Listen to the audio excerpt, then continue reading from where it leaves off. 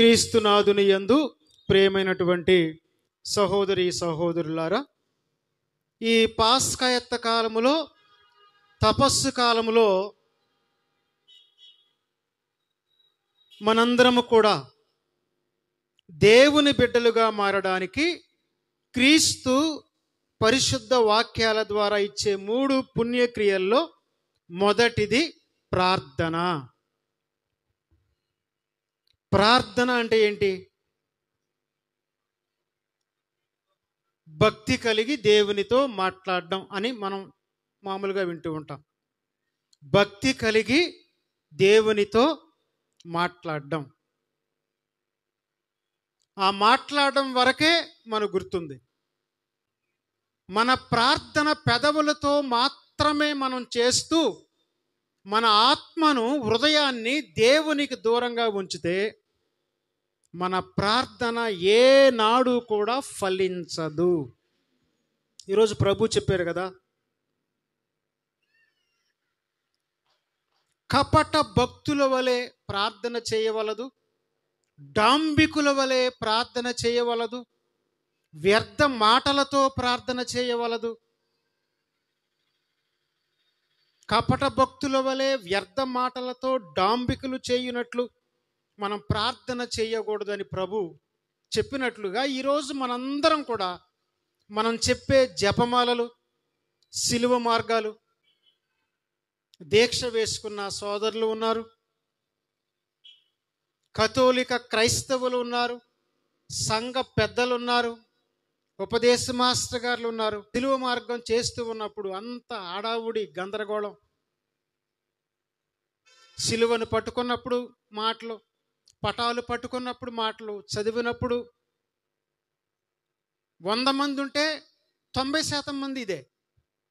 కానీ మనం చాలా భక్తిగా ఉన్నట్లు ఈ తపస్సు కాలంలో, పాస్కాయత్త కాలంలో పెదవులతో మాత్రమే, జపమాలు కూడా అంతే, అడవుడిగా మనం చెప్తాం. మనం ఏం చెప్తామో మనకు అర్థం కాదు. అందుకే ప్రభు చెప్పే మాట చాలా ప్రధానమైంది. వ్యర్థ మాటలతో ప్రార్థన చేయకూడదు, కపట భక్తుల వలె ప్రార్థన చేయకూడదు, డాంబికుల వలె అంటే లిప్ సర్వీస్ కాదు. ఎలా ప్రార్థించాలంట? మనం హృదయముతో, మనస్సుతో.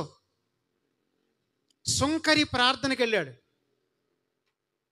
పరిసయ్యుడు ప్రార్థనకి వెళ్ళాడు. పరిసయ్యుడు చేసిన ప్రార్థన ఏంటి? తన గురించి తాను గొప్పలు చెప్పుకున్నాడు. మనం కూడా ఈరోజు అదే. పేర్లు చదవకపోతే, నిన్న మా పొరపాటున నేను ఒక ఇంటికి వెళ్ళిన తర్వాత ఆయనకు ప్రార్థన చేయడం మర్చిపోయా, అంటే చెయ్యి వేసి నాతో మాట్లాడడం మానేశాడు. పొరపాటున నేను అలా ఆ ఇంటి నుంచి వేరే ఇంటికి వెళ్ళిపోయా. ఇంకో చోట సిలువ మార్గం ఒక ఇంటికాడ చదవలేదంట. ఆ సిలువ మార్గం చదవలేదని చెప్పేసి గుడికి రావడం మానేశాడు ఆయన ఆ రోజు పూజకి.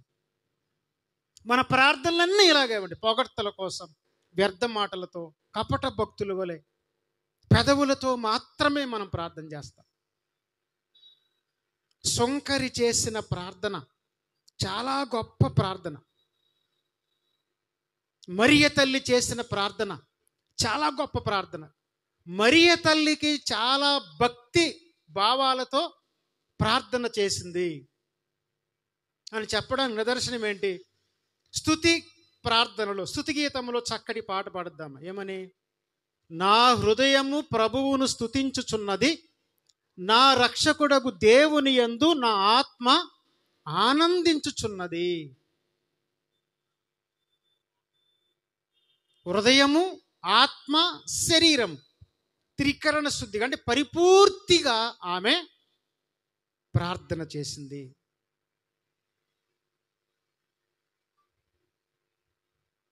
అంత ఆత్మీయమైనటువంటి, హృదయపూర్వకమైనటువంటి ప్రార్థన చేసింది కాబట్టే, అలాంటి ప్రార్థన భక్తి భావాలు ఉన్నాయి కాబట్టే ఆమె చేసిన ప్రార్థన, కానాపల్లి పెండ్లి విందులో మరియ తల్లి చేసినటువంటి ప్రార్థన ద్వారా పచ్చి నీటిని దేవుడు శ్రేష్టమైనటువంటి ద్రాక్షారసంగా మార్చారు. ప్రభు స్తోత్రం నాయన తండ్రి అని గట్టిగా ప్రార్థన చేస్తాం. ఇంటికి వెళ్తే మాత్రం చేసేయన్నీ చెడ్డ పనులే, మాట్లాడే మాటలన్నీ చెడ్డ మాటలే. అంటే ఏంటి? పెదవులతో ఒకటి, హృదయంలో ఒకటి, ఆలోచనల్లో ఒకటి, చేతల్లో ఒకటి. మనం కపట భక్తుల్లాగా ఉన్నాం, దేవుడి దగ్గర నటిస్తూ ఉన్నాం. అందుకనే ప్రభువు చెప్పినటువంటి ప్రార్థన విధానం ఏంటంటే, ప్రార్థన చేయునప్పుడు నీవు నీ గదిలో ప్రవేశించి తలుపులు మూసుకుని అదృశ్యుడై ఉన్నటువంటి నీ తండ్రిని ప్రార్థించుము. రహస్య కార్యములెల్లా గుర్తించు, నీ తండ్రి నీకు తగిన బహుమానమును ప్రసాదించును. ప్రార్థన అనేది క్రైస్తవులకు ఒక గుండె లాంటిది. ప్రార్థన క్రైస్తవులకు గుండె లాంటిది. ఏ కుటుంబాల్లో, ఎవరి జీవితాల్లో ప్రార్థన విధానం, ప్రార్థన జీవితం ఉంటూ ఉందో ఆ కుటుంబాలు ఏ విధంగా గుండె కొట్టుకున్నప్పుడు మనిషి బ్రతికి ఉంటాడో, ప్రార్థనా జీవితం ఉన్న కుటుంబాల్లో కూడా వారి జీవితాలు ఎలా ఉంటాయంట? పచ్చగా కలకల్లాడుతూ, శాంతి సమాధానాలతో, సమృద్ధితో, సంతృప్తితో. యెహెజ్కేలు గ్రంథములో మనం చూస్తాం 17వ అధ్యాయంలో, దేవుణ్ణి నమ్మి దేవుని మీద ఆధారపడి జీవించేవారు ఆశీర్వదింపబడతారు. వారి జీవితం ఎలా ఉంటుందంట? ఏటి ఒడ్డున నాటబడినటువంటి మొక్క వలె పచ్చగా కలకల్లాడుతూ, సకాలంలో పుష్పించి ఫలాలిచ్చే పచ్చని మొక్కలాగా కలకల్లాడుతూ ఉంటుంది జీవితం. చాలా కుటుంబాలు క్రిస్మస్ దివ్యబాలయేసుని తీసుకెళ్ళినప్పుడు, ఈస్టర్ బ్లెస్సింగ్కి వెళ్ళినప్పుడు, సిలువ మార్గాల్లోకి వెళ్ళినప్పుడు చాలామంది చెప్పే మాట, ఫాదర్ గారండి, బిల్డింగులు ఉంటాయి, ఆస్తులు ఉంటాయి, ఉద్యోగాలు ఉంటాయి, ఆస్తిపాస్తులు ఉంటాయి, కానీ ఏముండదంటే మనశ్శాంతి ఉండదు, సమాధానం ఉండదు, ఐక్యమత్యం ఉండదు, ఆనందం ఉండదు. ఎందుకు అంటే వారి జీవితాల్లో ప్రార్థన అనే గుండె వాళ్ళు కొట్టుకోకుండా ఆపేస్తారు. The families that praise together stays together అని ఉంటుంది ఒక ఇంగ్లీష్లో సామెత. కలిసి ప్రార్థించే కుటుంబాలు కలిసి జీవిస్తాయి, కలిసి పనిచేస్తాయి, కలిసి ముందుకు వెళతాయి. ఈరోజు మన జీవితాలు, మన కుటుంబాలు రోజు రోజు కూడా విచ్ఛిన్నమైపోతూ ఉన్నాయి. దానికి కారణం ఏంటంటే మన జీవితంలో ప్రార్థన లేకపోవటం. స్కూల్లో అమ్మగారులు మా దగ్గర, మిగతా ప్లేసుల్లో, ఫాదర్ గారండి 10th క్లాస్ పిల్లల కోసం ప్రార్థన చేయండి. కేవలం చదువుల కోసమే కాదు, వారు చాలా చెడు ప్రభావాలకు లోనవుతూ ఉన్నారు. ప్రేమలని, దోమలని, కులాలని, మతాలని, గ్రూపులని 10th నుంచే, ఆడపిల్లలు, మగపిల్లలు. ఎందుకు అంటే చిన్నప్పటి నుంచి కూడా పిల్లలకు మనందరం కూడా దైవ భక్తి భావాలను నేర్పించాలి. ఇంతకుముందు పిల్లల్లాగా కాదు, 5th క్లాసులోనే వాళ్ళకి జ్ఞానం అన్నీ తెలిసిపోతూ ఉన్నాయి. కాబట్టి మనం చిన్నప్పటి నుంచే ఈ లోక జ్ఞానముతో పాటు దైవ జ్ఞానాన్ని మన పిల్లలకు మనం నేర్పించాలి. మంచి అలవాట్లు నేర్పించాలి, మంచి గుణాలు నేర్పించాలి, దేవాలయానికి తీసుకుని వెళ్ళాలి. మనందరం కూడా చాలాసార్లు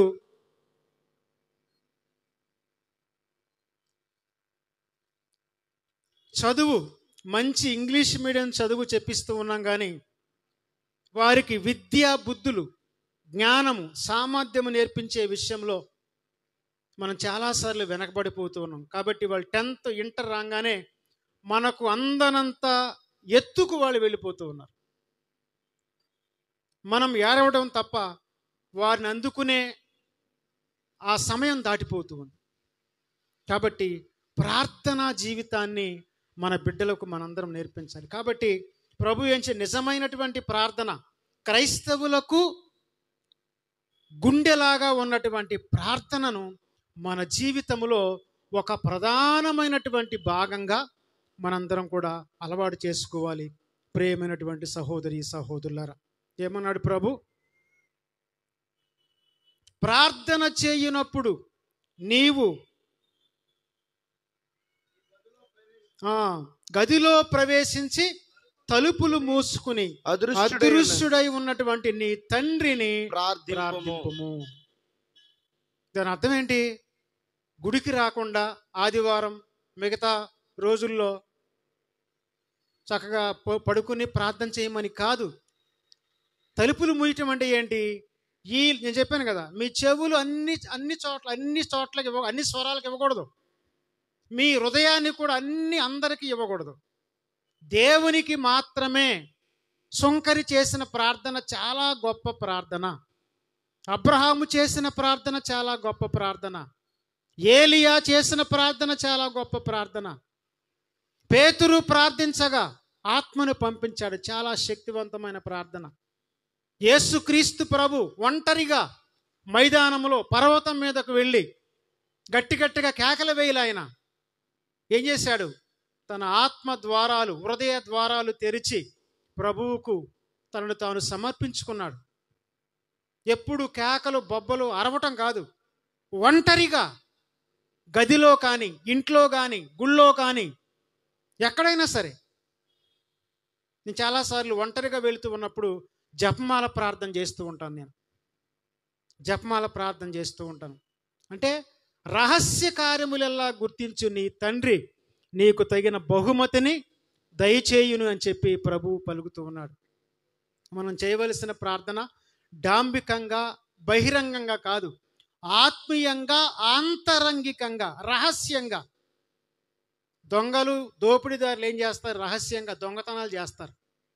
భక్తిపరులు, నీతిమంతులు చేయవలసింది ఏంటంటే ప్రార్థన చేయాలి. దేవునితో మనం మాట్లాడాలి. మరియ తల్లి జరిగే విషయాలన్నీ కూడా తన హృదయములో, మనసులో మననము చేసుకుంటూ పదిలపరుచుకుని జీవించింది. అందుకని ఆమె దేవుణ్ణి కనే గొప్ప తల్లి అయింది.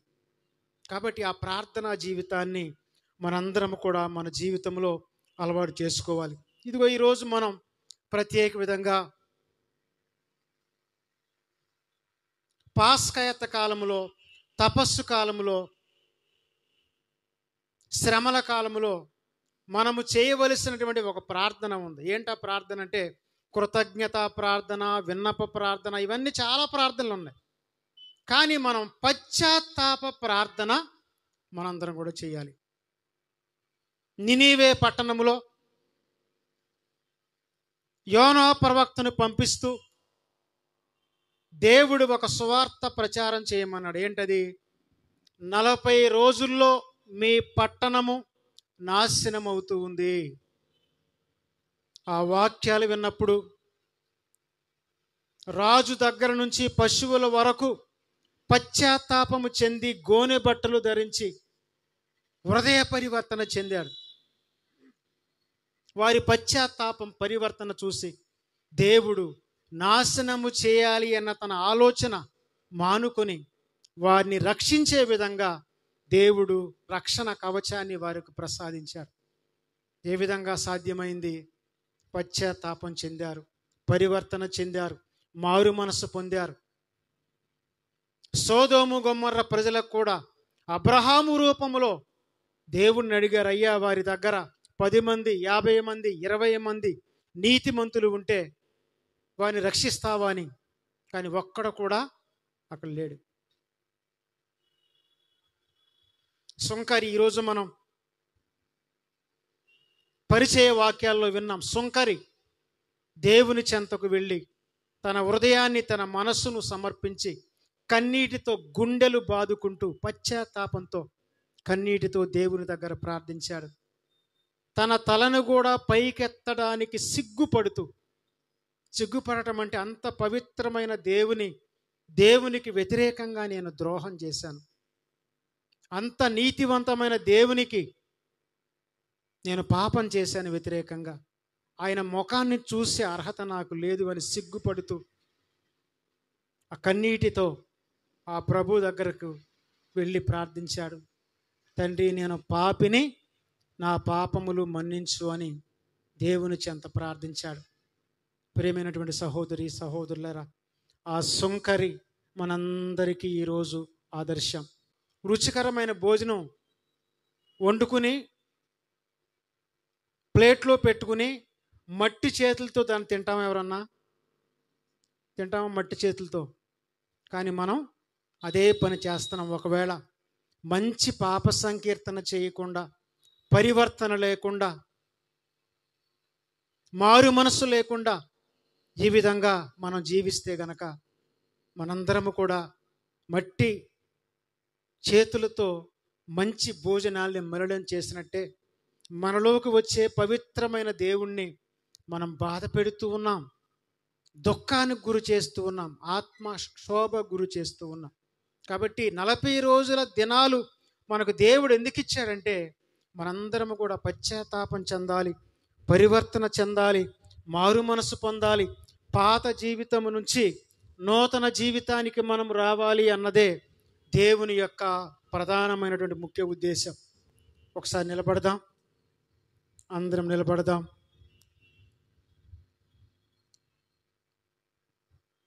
అందరం నిలబడదాం. మనకు దేవుడు 5 జ్ఞానేంద్రియాలు ఇచ్చాడు. చేతులు, కాళ్ళు, నోరు, ముక్కు, కళ్ళు, చెవులు.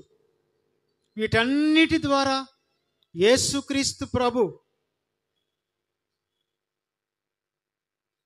తన చూపుతో స్వస్థపరిచాడు, తన చేతులతో బాగు చేశాడు, తన నోటితో మనుషుల్ని సజీవులుగా లేపాడు, తన కాళ్లతో స్పర్శ ద్వారా నేలను పవిత్రం చేశాడు, తన హృదయముతో మహా అద్భుత కార్యాలు చేశాడు, రక్షణ ఫలాలు మనకు ప్రసాదించాడు, తన దివ్య శరీరాన్ని ఒక గొప్ప